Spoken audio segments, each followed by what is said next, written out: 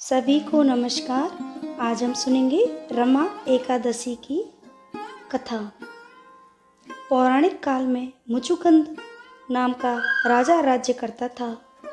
वह बड़ा सत्यवादी तथा विष्णु भक्त था। उसका राज्य बिल्कुल निष्कंटक था। उसकी चंद्रभागा नाम की एक कन्या थी, जिसका विवाह उसने राजा के पुत्र शोभन से कर दिया।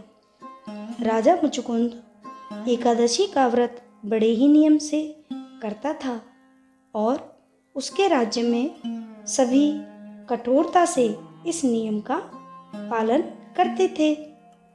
एक बार कार्तिक माह में राजकुमार शोभन अपनी ससुराल आया हुआ था। उस दौरान रमा एकादशी का व्रत आने वाला था। शोभन की पत्नी चंद्रभागा ने सोचा कि मेरे पति तो बड़े कमजोर हृदय के हैं, वे एकादशी का व्रत कैसे करेंगे, जबकि पिताजी के यहाँ तो सभी को व्रत करने की आज्ञा है। चंद्रभागा ने पति को बताया कि यहाँ जीव जंतु भी एकादशी के दिन भोजन नहीं करते हैं। ऐसे में अगर राज्य का दामाद ही व्रत नहीं करेगा तो उसे राज्य के बाहर जाना पड़ेगा। चंद्रभागा की इस बात को सुनने के बाद आखिरकार शोभन को रमा एकादशी का व्रत रखना ही पड़ा, लेकिन पारण करने से पहले ही उसकी मृत्यु हो गई।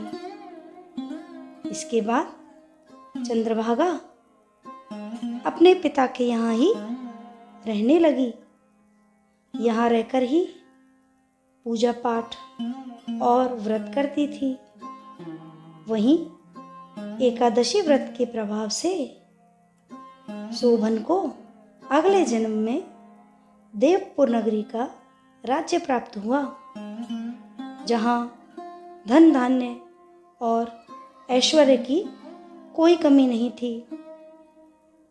एक दिन मुचुकुंद के नगर के ब्राह्मण ने शोभन को देखा तो उसे पहचान लिया। ब्राह्मण नगर को लौट चंद्रभागा को पूरा वाक्य बताता है। चंद्रभागा ने बताया कि वह पिछले 8 साल से एकादशी का व्रत कर रही है। इसके प्रभाव से पति शोभन को पुण्य फल की प्राप्ति होगी।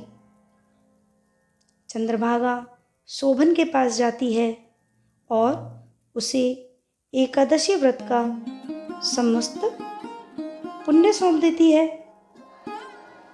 इसके बाद माँ लक्ष्मी की कृपा से देवपुर में सुख, सौभाग्य और समृद्धि में वृद्धि होती है और चंद्रभागा शोभन साथ रहने लगते हैं।